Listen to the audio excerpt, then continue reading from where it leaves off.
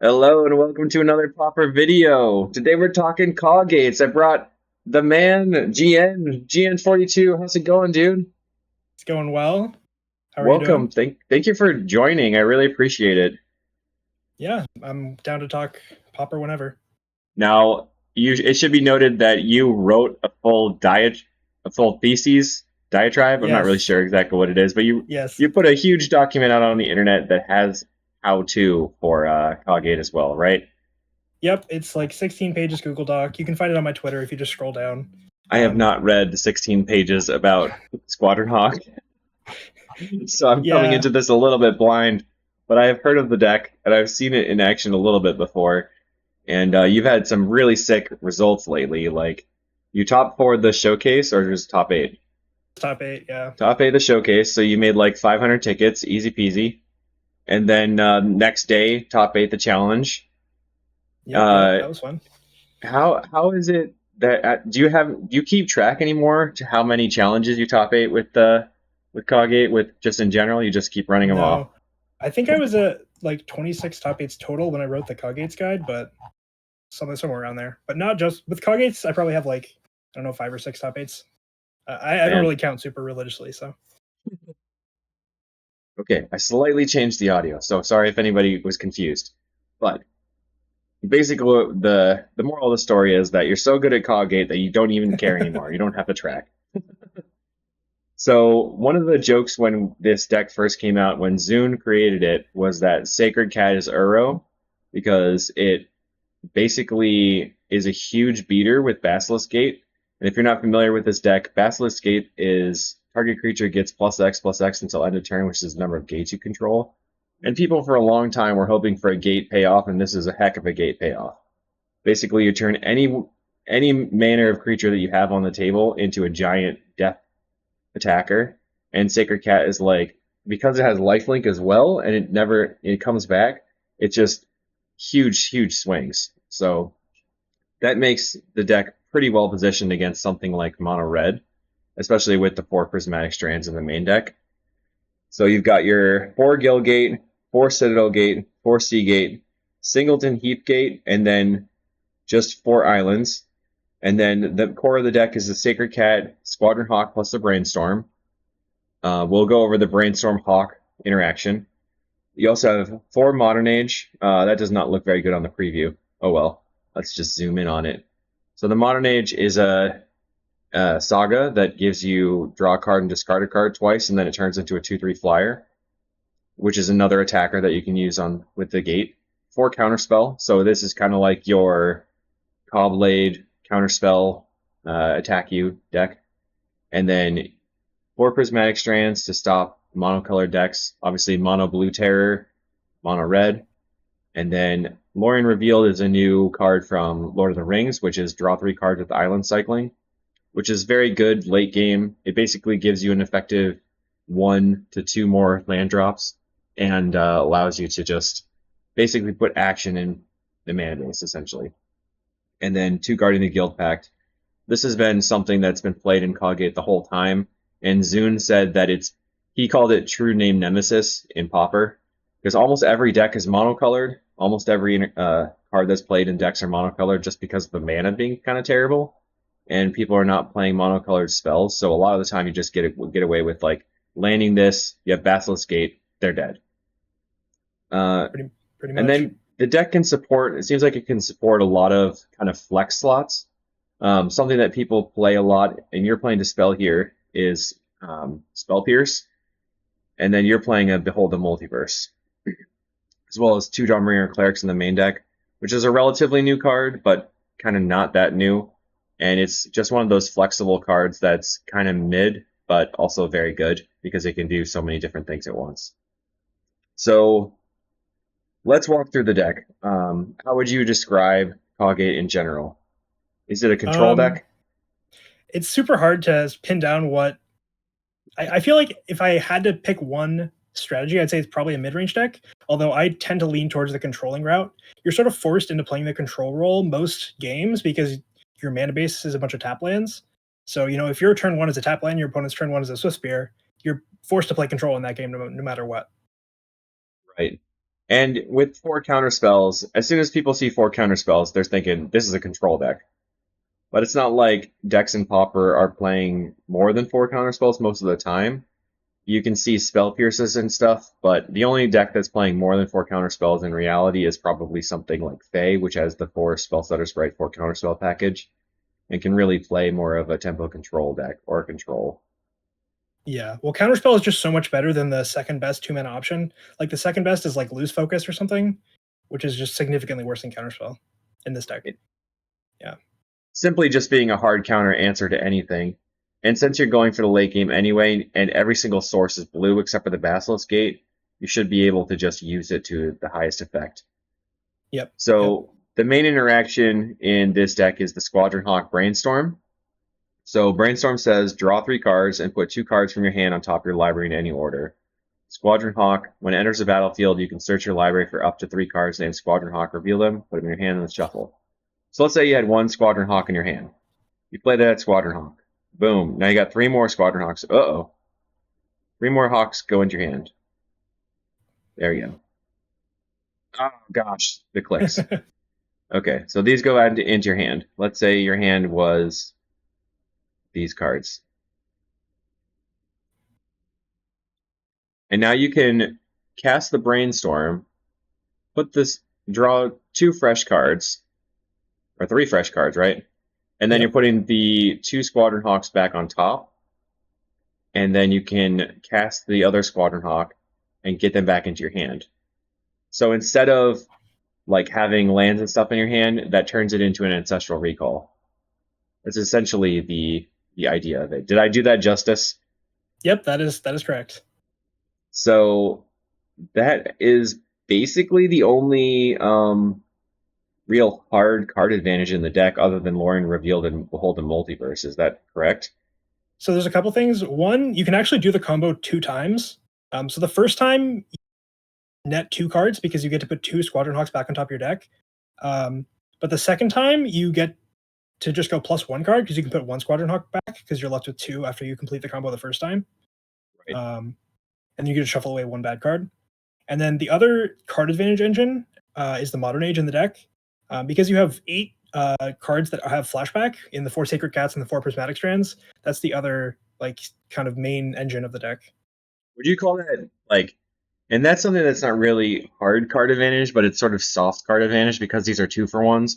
But you're really never planning on casting Prismatic Strands for the actual 2 and a white, right? You're just going to discard it, get a 2-for-1 there that way. And just planning on this being a flashback spell and Sacred Cat's a flashback card most of the time. It really depends on the matchup, but I'd say most of the time, yeah, you prefer to discard them and use the flashback ability. So, let's see. We've got the preordains. Let's talk about Heapgate. We said earlier today that Heapgate is low-key OP, and Heapgate says 1 tap an untapped gate you control, create a treasure token. So this basically creates a ton of extra mana that can basically all be used in 1 turn to win counter wars, you said? Yeah, so I think like the level 0 of Heapgate is that it's just a gate that can filter mana, which is super useful because the other gates, they enter tapped for the most part. Like Basilisk Gate produces colorless mana and enters untapped, but this one can be used to filter mana for your sideboard cards, or just in case you don't have enough. Like if you drew too many islands and need another white mana, so you can just kind of slot it in. But against decks that want to play draw go with you and have soft permission in the deck, or even ones that don't have soft permission, oftentimes you'll just pass and then on their end step make a treasure for like 5 or 6 turns in a row, and then you can dump your entire hand on 1 turn, and they don't have enough mana to fight over everything because you have a bunch of treasures in play. Right, that's very true. That's something that I think about with familiars with the cost reducing effect or with Altertron. When you can overload your opponent by having more mana than them, it really helps you force through the permission. Yeah, and especially against stuff like Spell Pierce. Like if you just have 2 treasures against your opponent's Spell Pierce, you don't even have to ever use the treasures. You can just threaten to use them, and their Spell Pierce will be dead for the rest of the game. Which is That nice. is true. And I've got the good art. So let's see. Why don't you take us through like how does the game usually progress with this deck? What are you looking for in your opening hand, the first couple of turns, and then what's your general plan versus like you're playing to spell here, not spell here. So are you playing more of like I'm gonna stop you and eventually do my thing, or how are you planning that out? So there's a lot of things to go over there. So I think as far as the general game plan goes, the game plan does vary based on what deck you're up against. Like you definitely need to have a plan for every single deck and know what each card in your deck does in every We'll specific get matchup. into it. But basically, in your opening hand, you're looking for a tapped gate that produces the two colors, so either Azorius Guild Gate, Citadel Gate, or Sea Gate. And that's why I'm playing all 12 of those in my deck list. You can play 11 of them or maybe 10. But usually I don't keep hands that don't have one of those, just because it sets you up to double spell um, effectively throughout the game, basically. And then the best cards in your deck are the Squadron Hawks and the Modern Ages, because those, like the Squadron Hawk is a 4-for-1, and the Modern Age is usually a 3-for-1 if you can combo them correctly. And so those are like the most powerful cards you can get in your opening hand, I'd say. Right. So I also like having a lot of cantrips with the preordain and the brainstorm, but you talked about how previously during discussion that you want to cast brainstorm as late as possible. So are you considering really these the early game plays with preordain and modern age, and then brainstorm is basically just there to combo with Hawk, or like a last ditch Hail Mary type situation? So with Brainstorm specifically, uh, even in decks where you don't have Squadron Hawk, you want to hold it as long as possible. But in this deck, you generally don't want to cast it, especially if you only have one Brainstorm in your hand. You want to hold it until you draw a Squadron Hawk to pull off the combo. And then Preordain also does get better as the game goes on, because in the early game, you're more likely to see two cards that you're like indifferent about. Like you just see a land and a spell, and you're like, I guess I'll top both of these. But in the late game, you can get into a spot where you're like, okay, I have 10 lands in play. Lands are dead draws. You see two lands, you scry them both to the bottom, and you draw a card. And that's basically Ancestral Recall, because the lands were useless to you. Do you find yourself doing the same thing in familiars, just trying to not cast the cantrips? Yeah, definitely. See, I'm just spew the cantrips off, take as many actions as possible every single turn. I don't care Well, what I'm doing. there's a Just lot use of my mana. matchups. There's a lot of matchups where you're going to be constrained on mana, and so you just have to cast Preordain on turn one, or you need a land, and so you just have to cast Preordain on turn one. But I think Right. Preordain definitely gets better as the game goes on, Okay. because you know what you're looking for. So you also said so sometimes people are playing deep analysis to combo with the modern age. And then but instead you're playing Behold the Multiverse, which is scry two, draw two, and has foretell. And then you can cast it for the foretell cost for one and a blue. But foretell is really confusing because this cost is not I'm sorry. This cost is not how much it costs to put it into exile, it's how much it costs to cast from exile. But anytime during your turn, at instant speed, you can pay two generic and exile from your hand face down.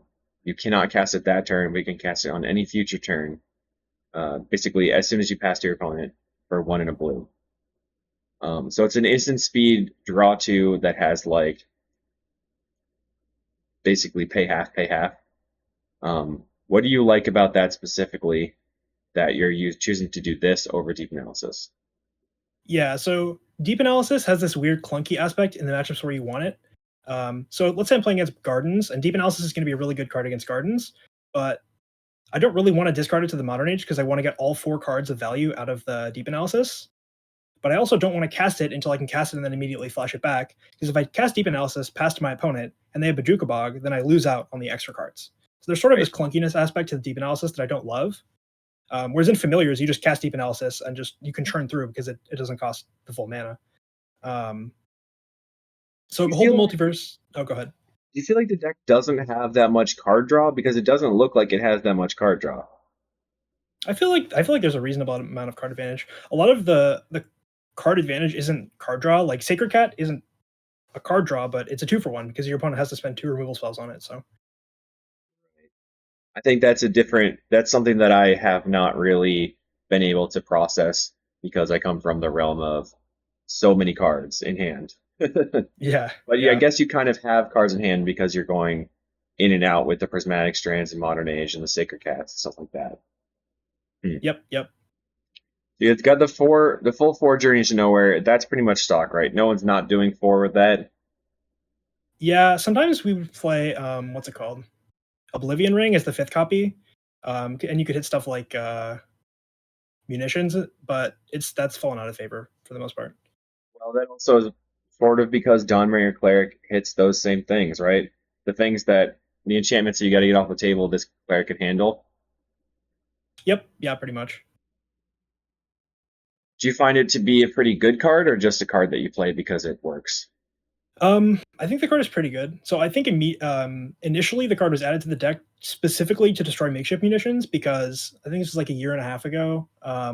We were in the meta where like there were four decks. I mean, there's still basically the same four decks or the top four decks, but there was But Affinity Affinity. isn't playing munitions in blue white. Exactly. But they're playing another enchantment that's pretty important, so it's fine. But yeah, so there we have Affinity, Mono Red, Terror, and then the Mirror. And Dawnbringer Cleric is really good against Affinity because you can destroy munitions, or current Affinity because you can destroy the glitters or the ninjas. It's decent against Terror. It was better against Blue Black. It's pretty bad against Mono Blue. I usually board it out there. Against Mono Red, you can just Yeah, gain 2 life. because mono blue, like getting rid of a single card from the graveyard, basically doesn't do anything. Yes, that basically does nothing. The blue black versions before Lorien revealed would often pass you with Deep Analysis in the graveyard, and you could snipe that. Right, But that was that's not been a thing anymore. that feels really good if you're on this side, and then when you put Deep Analysis in the graveyard off of Modern Age and your opponent snipes it, it feels terrible. Yeah. I really like the card because it's really good in the mirror. Like the Modern Age and the Journey to Nowheres are really important in the mirror match. And also you can exile Prismatic Strands from the graveyard. So I think the mirror match is the main reason to have that card in your deck at the moment. Okay. So if you see a Modern Age on the other side of the table, do you immediately go after it with the cleric, or do you save it for something else? If they cast Modern Age on turn 2 and I cast Dawnbringer Cleric on turn 2, I feel like I'm winning the game like 65-70% of the time. Interesting. Because I guess that's because the deck is reliant on getting a lot of value out of the Modern Age. Whereas when I'm playing Familiars and I play the Modern Age and my opponent clerics it, I feel like they wasted their card. Yeah, it's definitely not the same in this deck.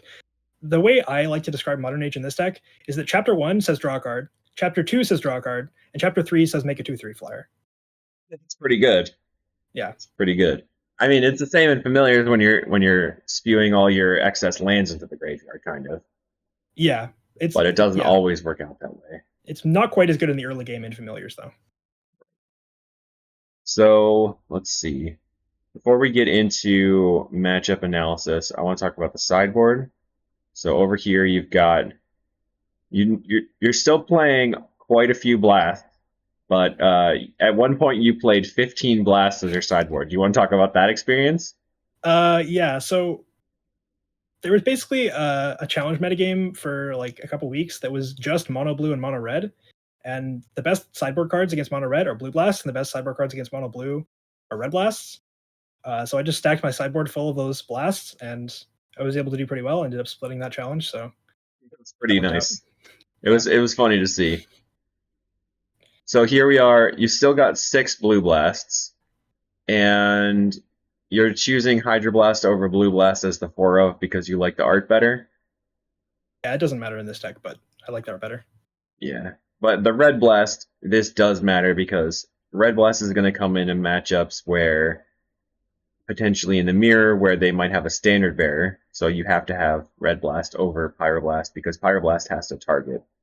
Yeah, so it Go ahead. doesn't. It's extremely marginal because if you choose the mode counter target blue spell and there's a standard bearer in play, you can't target the standard bearer because it's not a blue spell. Right. Even if you choose Pyroblast. But if you want to use the destroy target blue permanent on a Modern Age, and there's a standard bearer in play, then you're going to be forced to target the standard bearer if you choose to run Pyroblast over Red Elemental Blast. I guess that would not come up very much. No, it's extremely marginal. So you got 2 Annul and 3 Destroy Evil. So these are kind of doing double duty here. The Annul and the Destroy Evil, and maybe even the Standard Bearer for the Blue-White Glitters deck. Is that correct or no? Yeah. So what I initially did, and how I often build my sideboards, is I try to determine how many bad cards do I have in the main deck, and I determine that I have exactly 6 bad cards in the main deck for the glitters matchup, and so I wanted 6 sideboard cards for glitters, and so yeah, I have 3 destroy evil, 2 annul, and 1 standard bearer to bring in that matchup. Interesting. Well, I know that the 4 prismatic strands are bad. So Yep. then, are you looking at the clerics then? No, Guardian of the Guild Pact is bad because they have colorless cards. Oh Creatures. yes, of course. It was hidden. That makes sense. So sideboard guide versus in this specific list versus glitters, the prismatic strands and the Guardian of the Guild Pack do nothing against their colorless things. So you're bringing in your 3 evil, 1 standard bearer, and 2 annuls. Do you That's feel like correct, a yeah. null is actually decent against that deck? I would say it's like pretty medium. It's not that great. It's better than Red Blast though. So Right. So have you ever played this specific list against Grixis Affinity? Do you feel like you no. would get stomped on? Oh yeah, totally. Right, because they have to be dusted or you die, Pretty essentially. much, yeah. But I probably, if I was gonna play a challenge today, I would probably run 4 Dustedus on my sideboard. But What would you cut for the dust to dust in this here? The 2 annuls and then and the 2 blue blast probably. Mono red is a lot less popular than it used to be. right. But But I'm not 100% certain on that. that is not popular or that the changes? The changes, yeah. So the destroy evils are going to be coming in versus something like terror. Okay, but let's go back in time. So Okay.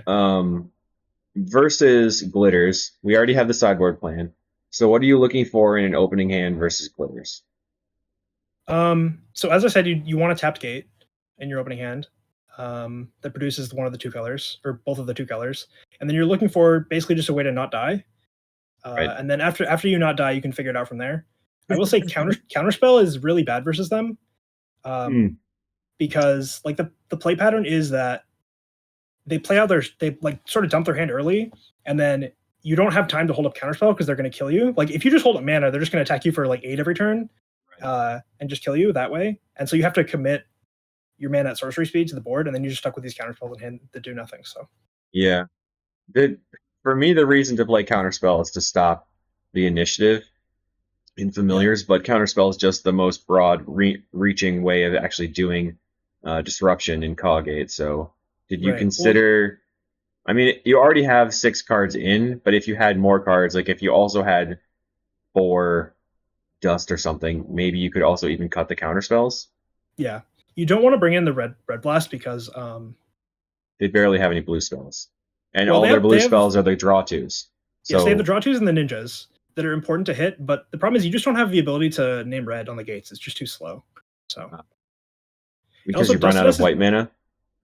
yeah, well, yeah, you just can't double spell effectively. Like sometimes your sequences are going to be like, 1 turn you want to play a Sacred Cat plus a Squadron Hawk, which requires double white, and then the next turn you want to hold up a counterspell, which is double blue. So you really need the blue and white mana. Okay, so I'm only seeing 3 red blasts and then 3 destroy evils. So you're feeling like you don't need to overload on pyros for blue terror. Is that correct? No, I don't. So there's a problem where if you have too many red blasts in your hand, you run into the similar problem that I was describing earlier, where if you don't find one of your C gates or your Citadel gates, and preferably your C gates, you will just get choked on red mana and can't like cast all of them in time to not die. Right. That's an issue that I ran into in familiars a couple of times when I was trying to splash red for pyroblast. Is like if I just have the 1 mountain in play, more than 1 pyro is not good enough. 2 pyros in hand is a dead card. You can't just cast them. It's going to be sitting there. So Yeah, I can see you just really want to have 1 in hand at a time. That makes sense. yeah. So one thing worth noting is that you generally want to sequence your gates in order of Azorius Guild Gate first, then Citadel Gate, then Sea Gate, because you want to put the red splash on the Sea Gate if possible, because you have Counterspell in your deck, and Counterspell costs double blue. So if you put the red splash on the Sea Gate, you can cast Counterspell off it, whereas if you put the red splash on the Citadel Gate, you can't cast Counterspell off that. Would you? I guess your first priority is blue white mana regardless. So Almost always, yeah. then, even if you were like on the draw versus terror, you wouldn't just go Seagate on red pass.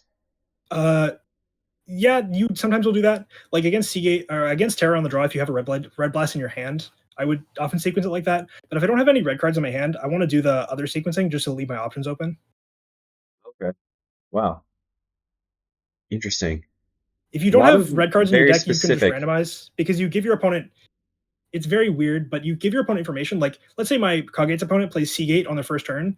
If I know that they're following that sequence, then I can rule out Azorius Guildgate and Citadel Gate from their hand. So, like, realistically, you can just randomize in game ones, but post board, you want to sequence it in the correct order. Do you think that other players generally follow your sequence without thinking about it? Good ones do, and they do think about it. Like other CawGate players I've talked to do the same thing, and they do think about it. This deck seems like it requires a lot more thought than I anticipated. I don't know if I'm ready for it. It's not too bad. Uh, okay. So against Terror, the Destroy Evils are going to come in, Yes, yeah. but obviously not any of the other cards. The Standard Bearer doesn't do anything. So you got 6 coming in again. Yes. Are you going to just, like, are you cutting the Prismatic Strands here? So against Mono Blue, which has been the dominant version of Terror, I've kind of actually changed how I sideboard. I used to sideboard a bit differently because the deck was more in on trying to play like 4 Spike Spell Pierce and kill you on turn 4. Right. And now it's more in on like trying to play a control game and resolve Murmuring Mystic and kill you that way. So how I've been siding recently against Mono Blue is the 2 Dawnbringer Clerics come out 100% of the time. Yes, okay. And then I usually trim on 1 Strands and 1 Behold the Multiverse, which is 4 cards. And then like from there, it's sort of dealer's choice. I usually like to trim a counterspell because that just gets upgraded into a red blast. And then from there, like the last card can be like a Dispel or a Preordain. Dispel's pretty good against them usually, so usually I just trim the 4th Preordain, especially on the draw. Okay. One of the things that I did a lot in decks where you had like removal spells, like a lightning bolt, would be to just change that lightning bolt into a blast post board. So did you ever consider changing the Journey to Nowheres into a blast? Or is the Not Journey quite. to Nowhere just so important? So against Mono Blue, you just want to have as much removal in your deck as possible. Right, So I just okay. want every single removal spell in the 75 to be in my deck post board against them, because if they invest a bunch of cantrips and then play a creature and you kill it, you've traded like up on mana. I know it doesn't seem like you traded up on mana because they played 1 mana for their creature or 2 mana for their creature, and then you have to blast it, but they effectively spent more mana on it because they had to spend a bunch of mana cantripping to fill their graveyard. Right, that's true. Okay. All right. Makes sense. So you're going to cut Prismatic Strands, Counterspell, 2 Clerics, Behold the Multiverse, even though it's a card draw spell, because you're just trying to kill their stuff. And then maybe Yeah, it so just. Would you say it's the maybe last one? I'd say a Preordain probably. So you Hmm. don't really care that much about getting 2-for-1s against them because you have the inevitability in the matchup. Because they have no removal in their deck, if you just keep pumping with a cat and attacking them, their only answer to that is snap. And then if they snap, you just play it again and keep going. So That's true. I mean, as soon as your cat is bigger than their terror, they're going to die. yes. And just eat their terror with your Uro. Yeah. It's also worth noting that they have no answers to Guardian of the Guild Pacts in Yeah. their deck. So you can often like math the turns out. Like I had a match in the challenge the other day where I mapped the turns out where I was attacking for 5 a turn and they were at 15. And I just like the game was over. I knew the game was over like 3 turns before it ended because they didn't have enough creatures in play to kill me in 3 turns. And they couldn't interact. So Okay. So let's talk about mono red. You have the 6 blasts, and that's it. correct. Are you just going to cut basically the Journey into Nowheres and 2 counters and a Dispel counterspell or something like that? So Multiverse? the first order of business is getting the Behold and the 2 Guardians out. Those 3 cards are really bad against mono red. You don't think And the then Guardian is good versus mono red? They're no, mono-colored. but it costs 4 mana. I guess yes. All right. So you think basically you're never having a 4-drop in your opening hand is so bad that you can't afford to cast it. Not just in your opening and just in your deck in general against that deck is pretty rough. Okay. I know a lot of CawGates players like really lean on the Guardian of the Guild Pact, but I played decks without Guardian of the Guild Pact in the 75, and I feel totally comfortable. So Okay. I yeah, mean, so I you do kept have those in 4 the strands and Sacred Cat. yeah. They're not going to be able to kill all the creatures in the deck. So yeah, I get the Behold out, and then the 2 Guardians come out. So that's 3 cards, and then from there you just have to pick the 3 worst cards that you think are bad. So it depends on the exact version of mono red. So if I'm playing against the Okay. Painter Burn, I want to keep all the journeys in there. If I'm playing against the like name sticker goblin version, I'll probably like trim a journey, trim a counterspell, and then trim a dispel, or like trim a journey, trim a counterspell, and trim a preordain, something like that.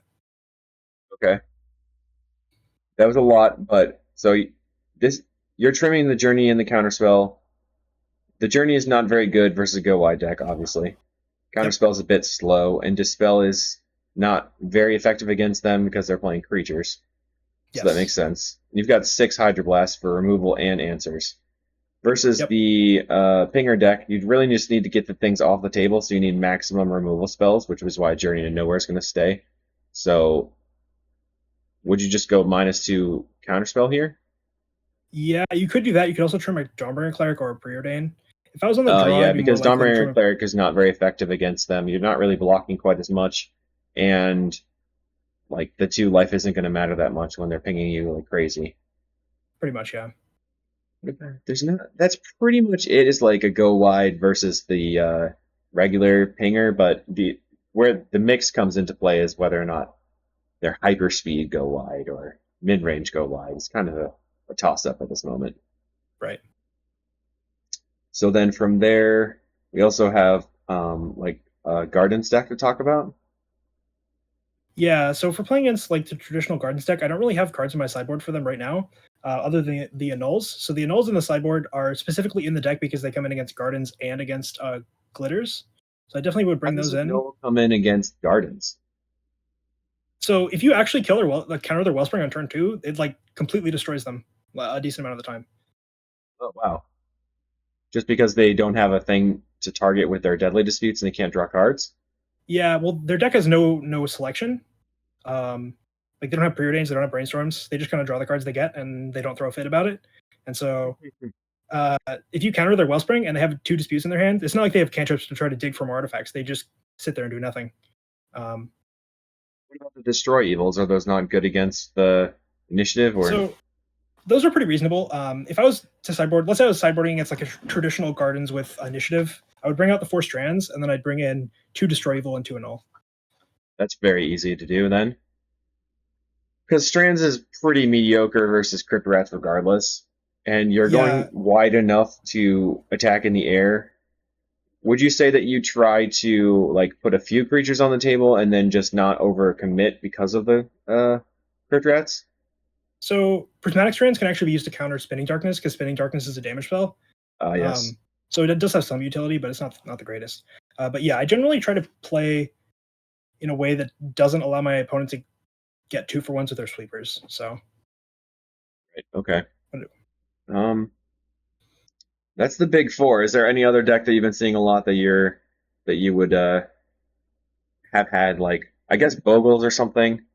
Bogles is pretty clearly just these cards, the annulls come but in as well. Yeah. I don't even know what I would cut. Most of our main deck is pretty good against the. I guess you could trim some journeys. I don't like yeah, all trimming the all my journeys journeys against against the. Bogles, right? I wouldn't trim all the journeys because they're going to bring in Standard Bear against you because Uh, Basilisk Gate is forced to target the Standard Bear. Um, but you can just gate up the standard bear and then destroy evil the standard bear. this is true. If you draw, if you do draw your Destroyable and you don't need it for a Bogle, then you could do that. But it's, It's big uh, brain. it is big brain. Yeah. Wow. Okay. So let's see. We talked about affinity. Is there anything else you would do versus the blue black terror deck? Um, Against Blue Black Terror, the strands are a bit worse, so I'd probably trim like 2 of those. Um, I don't know. My sideboarding is pretty fluid. Like I don't always do the same thing against the same deck every time. So Right, that makes sense, but it seems like there are some very specific things that can get cut in a lot of situations. right. So, what Yeah. would you say that the good matchups for this deck are? Everything? um, That's how it seems, Basically, right? every deck that wants to attack you with creatures is a good matchup, I'd say. Maybe not every deck, but most of them. The main bad matchups are decks that you aren't prepared for with your sideboarding. So, like, if this 75 got printed into Grixis Affinity, that would be a bad matchup. Um, and then the other bad matchup is Flicker decks, basically, because they're just going to assemble an engine that you can't really interact with effectively. I think that the current state of Pauper is basically did you assemble your 75 correctly for what you faced? I don't know. I think that there's less and less room for decks to be hyper flexible. but that is what it is. I mean, I think this deck is as flexible as it gets because you have like if you look at the cards in the deck, so you have so much card draw or so much card selection that Do you feel like card selection is better than card draw sometimes? I mean, you need both, right? Yeah. I've been They're trying both to make it work with preordained and brainstorm and familiars, and it just doesn't. It does not compute in my brain. Like it's the same right. number of cards here, right? With say you have 4, 4, 4, 4, 2. All of these cards can be like hot swapped over, but I just don't understand how to build it. So kind of Yeah. weird. Well, the thing that I like to look at it where if you have just card draw, you're just gonna have a bunch of lands in your hands. And if you have just card selection, then you're gonna run out of cards. So you need both. Right, that's true. Yep. You just every time I play too many cantrips, it ends up just you floundering and doing nothing, and you kind of blind draw into a land at some point, and then you lose. Yep. Interesting. Okay. One of the things I wanted to do was open some opening hands, and then I want you to tell me if it's a keep or not. This one I can tell is not a keep. Yep. That's for sure. All right, let's go again. Would you keep this hand? No, definitely not. Hmm. What if you were on the play? Still definitely not. I mean, what? Okay, so how I'm trying to envision what a game where I'm winning with this hand. What does that look like? So You go land, untap, preordain, find another land. okay, and then Okay. what? I don't know. You lose. And then I have to draw. And then I have to draw another land. This is not working out for us. What is No, going on, Shuffler? it's not. Okay, here we go. Here's a hand that has more cards. You're So definitely keeping this. this is a pretty good opener, right? Yeah. You got This is, Azorius Guild Gate into Citadel Gate into Sea Gate. Wish I could make this bigger. And then you got the Squadron Hawk. So oh, it's working. It's not working. Weird. So what's your plan here? Is it just what I said, like Azorius Guild Gate, Citadel Gate, and see what happens? so when you have Squadron Hawk in your opening hand, the goal is generally to get down to 5 cards in your hand, because then you can resolve Squadron Hawk without going to cleanup. And the sooner that you can develop the Squadron Hawk, the less chance that you draw redundant copies of Squadron Hawk. So my goal with this hand would be, ideally, I would draw like an island or something, or a Modern Age, something to do on turn 2, or turn 3. But if not, I'll counter their spell and then resolve Squadron Hawk and go up to 7 in hand, and then hope to draw Brainstorm at some point. It says that you draw Lorien Revealed. So you would just cycle the Lorien Revealed to play that out? Or is that because you wanted to have the counterspell mana up so you could counterspell on turn Not 2? not with this hand. With this hand, I just sit the Lorien in my hand until I draw 5 mana, probably. Okay. Let's try another one. This seems pretty good, right? Yeah, this is on like the lower range of keepable hands, but I think you definitely keep. And this is like a hand where you hope to draw a Modern Age, and if you draw Modern Age, then you're just gonna win. But if you don't, Right. then Modern Age you're gonna... allows you to draw 3 cards with the Prismatic Strands here. Yep. So let's see what happens. Lorien Revealed. Would you have cycled that right away or hold up counterspell? I guess you're I'd probably probably going to cycle it. well, I would probably hold up Counterspell, and then I could just cycle it main phase and play the island. Oh. So would you like let's say you had this you draw the Lorien Revealed, you have two lands, you're holding up counterspell, they don't do anything, or if they don't do anything, would you cycle Lorien end of turn? Probably not. I mean, I don't have anything to do with my mana, so I'd probably just take my draw because basically I'm just giving myself the out of drawing like 4 lands. Like, let's say the top 4 cards in my deck are lands. I'm gonna really regret having cycled that if I do it on their end step, right? Interesting. Okay.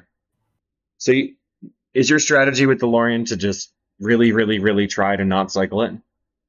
Well, I mean, if I had like a direct plan of how I wanted to use my mana, like let's say I had a Modern Age and a Cat, and I wanted to spend 3 mana on that on the next turn, then I would definitely cycle because I have a direct plan to use the mana.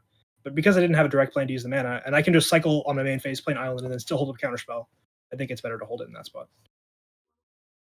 Should have read the diatribe.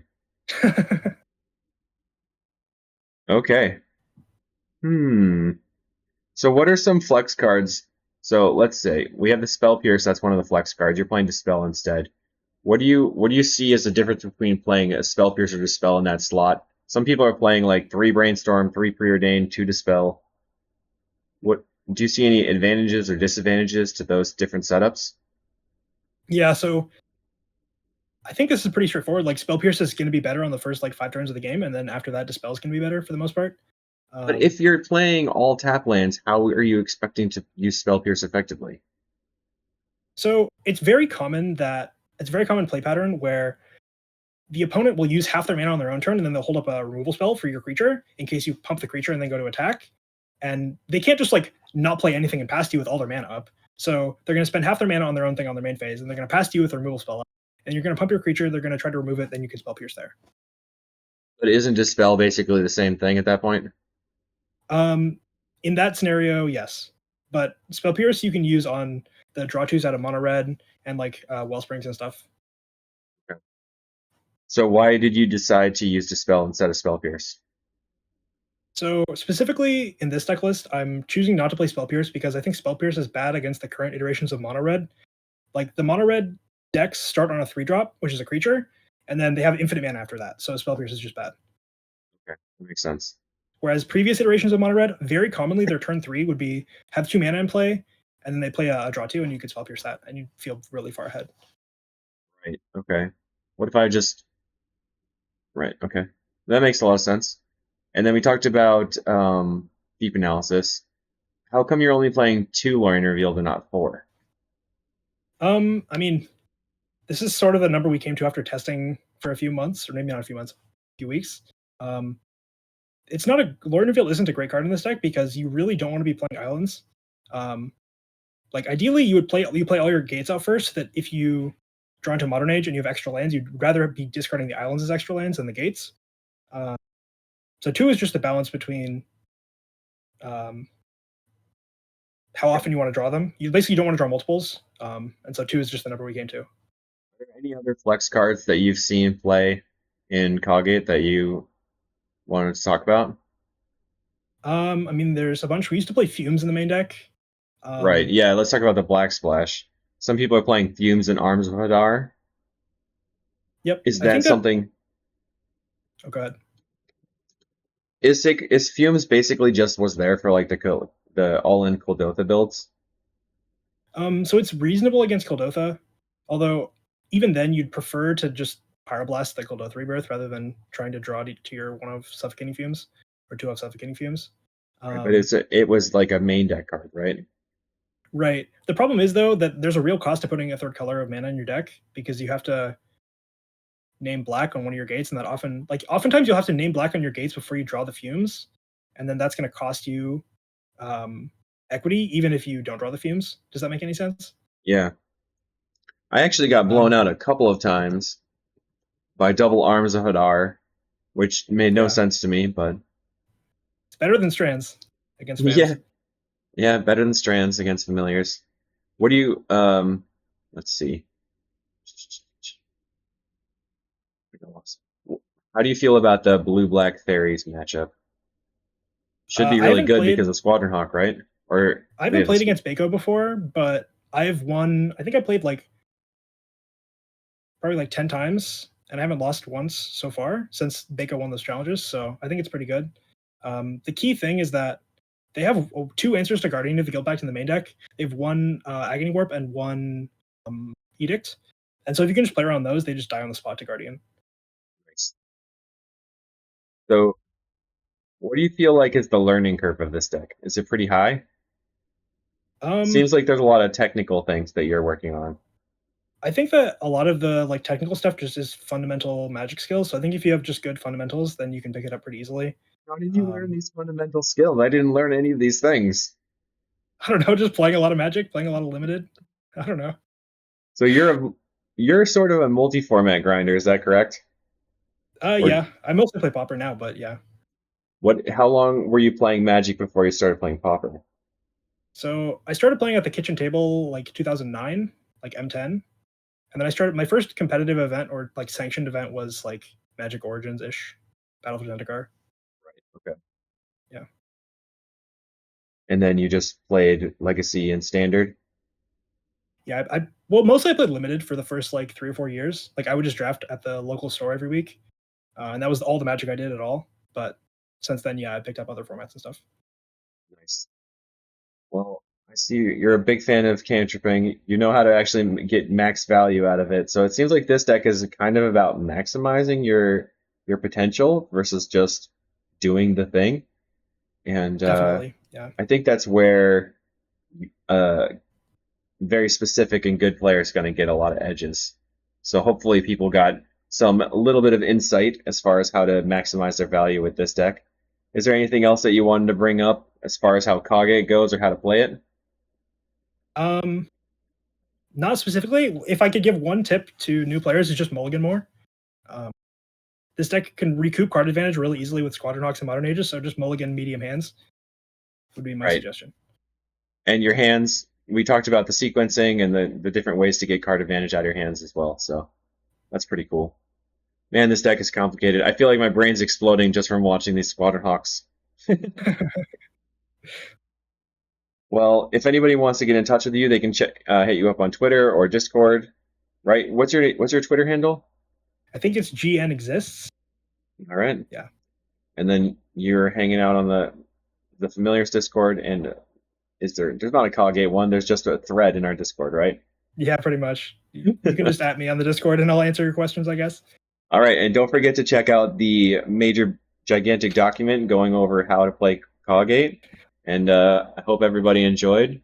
Thank you very much, Jian. We'll see you in the next video, everybody. Thanks for having me. Thank you.